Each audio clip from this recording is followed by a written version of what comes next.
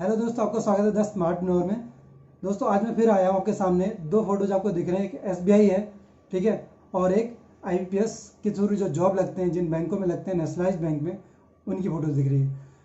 इससे आपको क्या मन में ख्याल आ रहा होगा कि इनके बारे में क्या डिस्कस करने वाला हूँ। तो दोस्तों आपका डाउट आज दूर हो जाएगा। उन लोगों का जो एग्ज़ाम दे रहे हैं, एसबीआई बैंक का क्लर्क का एग्ज़ाम दे रहे हैं, उनके दिमाग में एक ही ख्याल आ रहा होगा कि मुझे कितनी सैलरी मिलेगी, ठीक है, अगर मैं ज्वाइन करता हूँ तो कितनी सैलरी मुझे मिलेगी, हाथ में कितना पैसा आएगा, ठीक है, मैं क्या क्या खरीद सकता हूँ और क्या क्या मैं बचा सकता हूँ। तो ये सब आज जो डाउट हैं वो सारे क्लियर कर दूंगा, ठीक है।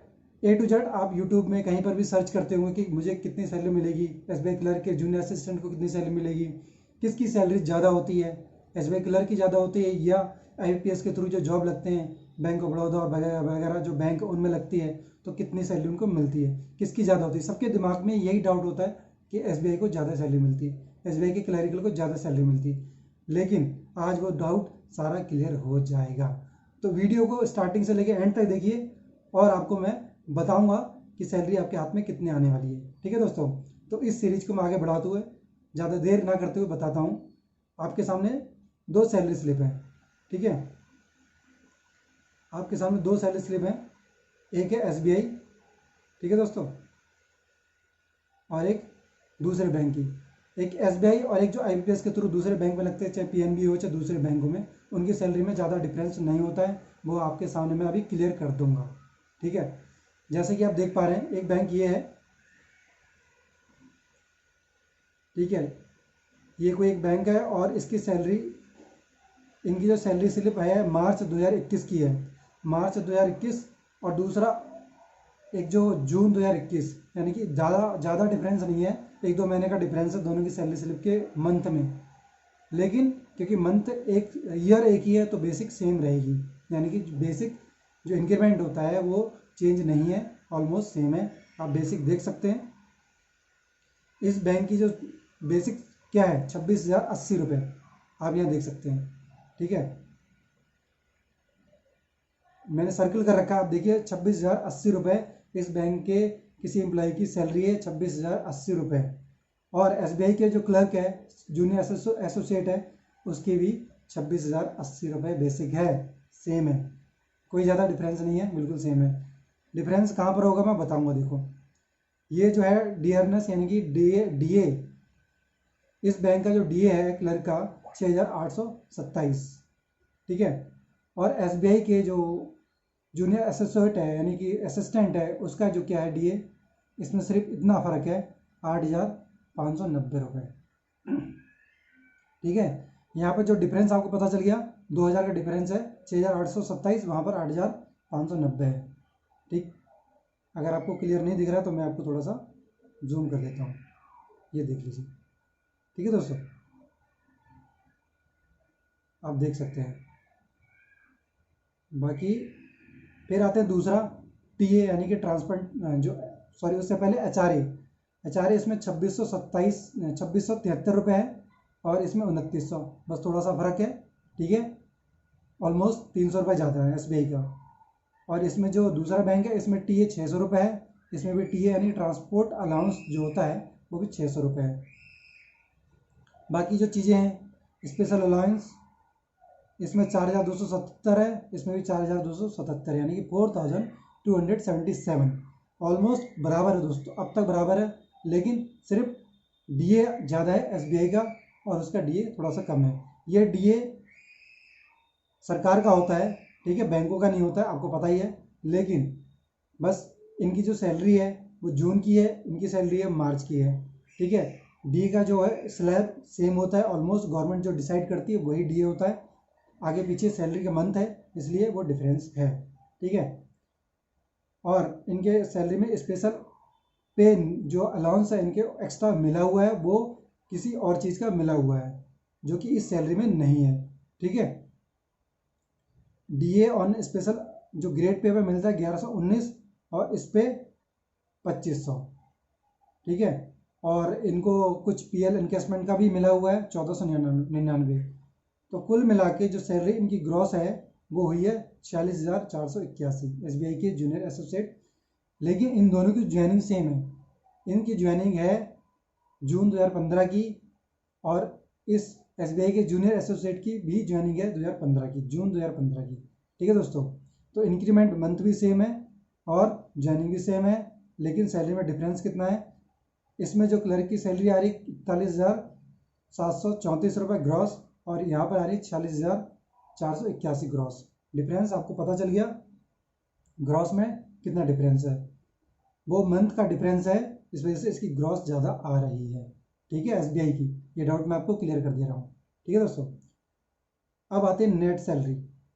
नेट सैलरी डिपेंड करता है दोस्तों डिडक्शन, मैंने अगर मैं सैलरी लेता हूँ, उसके बाद में अगर मैंने पीएफ में एक्स्ट्रा कटवा दिया, यानी प्रोविडेंट फंड में मैंने एक्स्ट्रा यानी कि जो वॉलेंट्री पीएफ होता है, वीपीएफ बोलते हैं जिसको, अगर मैंने एक्स्ट्रा कटवा रखा है तो मेरी सैलरी यानी कि जो नेट सैलरी वो कम आएगी, या मैंने कुछ एडवांस ले रखा है तो मेरी कम आएगी, उसको बोलते हैं नेट सैलरी। यानी डिडक्शन के बाद जो सैलरी आती है वो होती है नेट सैलरी, और एसबीआई में उसको बोलते हैं take home salary, take home pay. ठीक है, और पीएसयू बैंक में बोलते हैं नेट सैलरी। ठीक है, तो अब देखते हैं किसकी नेट सैलरी ज़्यादा है और किसकी नेट सैलरी कम है। ये श्योर नहीं है, क्योंकि कोई ज़्यादा कटवाता है वीपीएफ में, कोई कम कटवाता है। ठीक है, कोई एडवांस से ले लेता है तो उसका कटता है, तो इसमें कोई दिक्कत नहीं है, ये कम ज़्यादा हो सकती है। ठीक है, तो अब अगर हम आईपीएस के वाले की बात करें तो इसमें इनका कोई डिडक्शन नहीं है, कॉन्ट्रीब्यूशन है एनपीएस का। ठीक है, पेंशन स्कीम जो होती है न्यू पेंशन स्कीम, उसका कॉन्ट्रीब्यूशन जाता है। अगर जितना कॉन्ट्रीब्यूशन एम्प्लॉय पे करता है तो उतना ही एम्प्लॉयर भी पे करता है, यानी कि बैंक भी पे करेगा। तो 3290 अगर एम्प्लॉय के सैलरी से कट रहा है तो 3290 ही गवर्नमेंट भी पे करेगी। ठीक है, तो ये इनका डिडक्शन है, करते हुए ये डिडक्शन कट के इनका जो टोटल डिडक्शन हुआ है 3715 रुपये, और सैलरी आई है 38,000 इन हैंड। ठीक है, नेट सैलरी 38,000 है। लेकिन एसबीआई की देखते हैं, इनका भी जो पीएफ में कंट्रीब्यूशन है वो 2,858 रुपये है। ठीक है, इनका इनका 3290 रुपये है, लेकिन इनका 2,858 रुपये है। ठीक है, इनका जो डिडक्शन है 2,858 रुपये है, यहाँ पर देख सकते हैं पीएफ का, यानी कि इन्होंने वॉलेंट्री कर रखा है।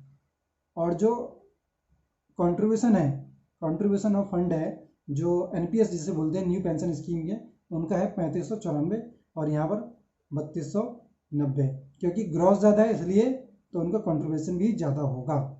ठीक है दोस्तों, तो ये रही नेट डिडक्शन की बात। अब इनको जो ग्रॉस सैलरी जो नेट इन हैंड मिल रही है एसबीआई को, एसबीआई के असिस्टेंट को, वो मिल रही है 38,230, और यहाँ पे मिल रही है 38,000। ठीक है, डिफरेंस कितना है ग्रॉस सैलरी में, लेकिन नेट इन हैंड सैलरी में सेम है। इन हैंड सेम है, ग्रॉस ज़्यादा है। ठीक है, इनका एक्स्ट्रा क्या डिडक्शन है 2,858 रुपये इन्होंने वॉलंटरी कर रखा है, तो इसलिए इनकी सैलरी सेम आ गई। यानी कि अब कहने का मतलब ये है कि आपकी जो सैलरी एसबीआई की, यानी कि जो जून 2015 में ज्वाइन किए हैं असिस्टेंट, और किसी और बैंक में जो आईबीपीएस के थ्रू ज्वाइन किए हैं, अगर वो जून 2015 में ज्वाइन करते हैं तो उनकी सैलरी आज की डेट में यानी जून 2021 में ऑलमोस्ट सेम है, सिर्फ 2,000 रुपये का फ़र्क है। तो ये 2015 का डाउट आपको क्लियर हो चुका होगा, यानी कि जो पहले ज्वाइन किए उनका डाउट क्लियर अब मैंने कर दिया है। अब बात करते हैं जो अब ज्वाइन करेंगे। ठीक है, ये तो पुरानी सैलरी जो ले रहे हैं उनकी सैलरी है।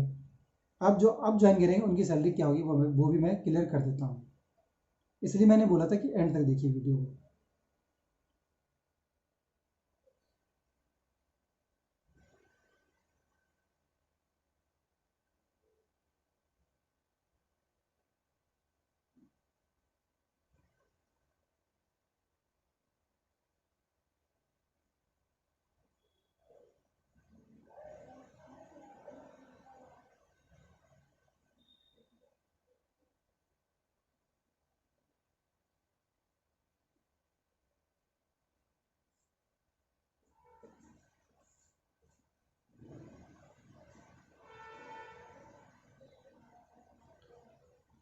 तो दोस्तों सबसे पहले बात कर लेते हैं जो आईबीपीएस के थ्रू ज्वाइन करता है उनकी बात कर लेते हैं। आईबीपीएस के थ्रू आप या बैंक ऑफ बड़ौदा या पीएनबी में जाते हैं या यूनियन बैंक ऑफ इंडिया में जाते हैं, किसी भी बैंक में जाते हैं, ज्वाइन करते हैं, तो आपकी सैलरी ऑलमोस्ट सेम होगी। डिफरेंस किसका होता है, सिर्फ एसबीआई में ज्वाइन करते हैं और जो आईपीएस के थ्रू ज्वाइन करते हैं उनकी सैलरी में डिफरेंस होता है, लेकिन बाकी बैंकों का ऑलमोस्ट सेम क्राइटेरिया रहता है। डिफरेंस किसका होता है, सिर्फ अलाउंसेस का होता है। डिफरेंस किसका होता है, सिर्फ जो बेसिक पे सिटी वाइज होता है, जैसे कि कोई मेट्रो सिटी में ज्वाइन करता है तो उसकी बेसिक ज़्यादा होती है, और जो थोड़ी अर्बन मेट्रो सिटी में ज्वाइन करता है उनकी थोड़ी सी बेसिक कम होती है। ठीक है, तो बस डिफरेंस जो नेशनलाइज बैंक में जो ज्वाइन करते हैं उनका सिर्फ डिफरेंस ये होता है, बाकी सब कुछ सेम होता है। ठीक है दोस्तों, और एसबीआई का जो सैलरी स्ट्रक्चर है बिल्कुल अलग है और बाकी जो नेशनलाइज बैंक का बिल्कुल अलग है। तो सबसे पहले बात करते हैं हम जो आईपीएस के थ्रू ज्वाइन करते हैं उनका जो 10th बीपीएस यानी कि जो स्टार्टिंग जब 11th बाइपर्टेट नहीं लगा था तो सैलरी उनकी कितनी थी। ठीक है, उनकी सैलरी थी बेसिक 13,075 रुपये, ये बेसिक थी उस टाइम पे। ठीक है, लेकिन जैसे कि इंक्रीमेंट लगा, 11th इंक्रीमेंट लगा है 2017 के नवंबर से लगा था, लेकिन जो 2020 के नवंबर में जुड़ा हुआ है, तो उसके बाद जो उनकी बेसिक कितनी हो रही है, 19,000। ठीक है दोस्तों, 19,806 रुपये बेसिक हो रही है।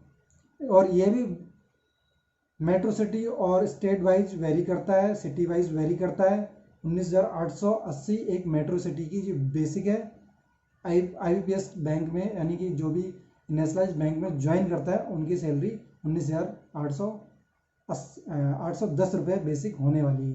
ठीक है, तो ये है आईपीएस के थ्रू जो ज्वाइन करता है उन क्लर्क उन असिस्टेंट की सैलरी। अब मैं दिखाता हूँ एसबीआई में जो ज्वाइन करता है उनकी सैलरी क्या होगी।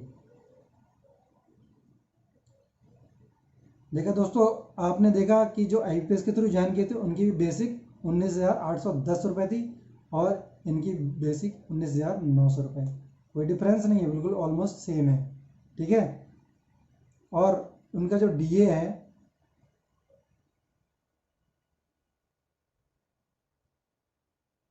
डीए टीए और सारा मर्ज करके लोड फैक्टर वगैरह ऐड करके ऑलमोस्ट इतनी ही बेसिक इनकी बनी है और एसबीआई की भी इतनी बेसिक बनी है।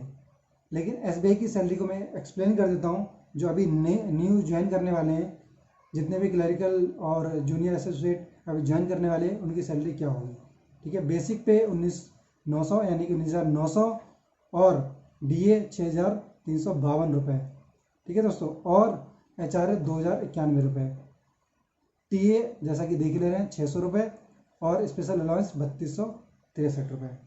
ठीक है, तो ये होगी आपकी बेसिक आप अगर ज्वाइन करते हैं, और आपकी जो ग्रॉस सैलरी क्या होगी, 33,300 आपकी ग्रॉस सैलरी होगी अगर आप ज्वाइन करते हैं तो।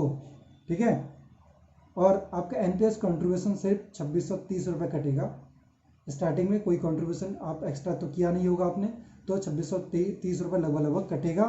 और आपकी टेक होम सैलरी कितनी होगी, 30,671 रुपये आपका टेक होम, यानी 30,000 आप घर पे ले जा रहे हैं। एसबीआई अगर क्लर्क में ज्वाइन करते हैं तो इन एंड आपकी 30,000 आने वाली है। और ऑलमोस्ट जो आईपीएस के थ्रू ज्वाइन करते हैं क्लरिकल स्टाफ, उनकी भी ऑलमोस्ट इतनी ही होगी। ज़्यादा से ज़्यादा 2 या 3 हज़ार का फ़र्क होगा, जैसा कि मैंने आपको पहले सैलरी में डिफरेंस बताया था। ठीक है, तो आपका डाउट क्लियर हो चुका होगा। मैं उम्मीद करता हूँ कि आपका डाउट सैलरी के रिगार्डिंग कोई क्वेश्चन हो, कोई क्वेरी हो।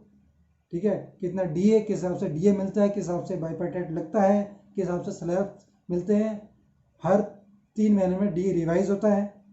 ठीक है दोस्तों, तो ये इन सब के रिगार्डिंग कोई भी क्वेरी हो, चाहे बैंक हो चाहे एसएससी के थ्रू हो, कोई भी क्वेरी हो तो मुझे कमेंट में ज़रूर बताएं। ठीक है, मैं आपकी क्वेरी सॉल्व जरूर करूँगा।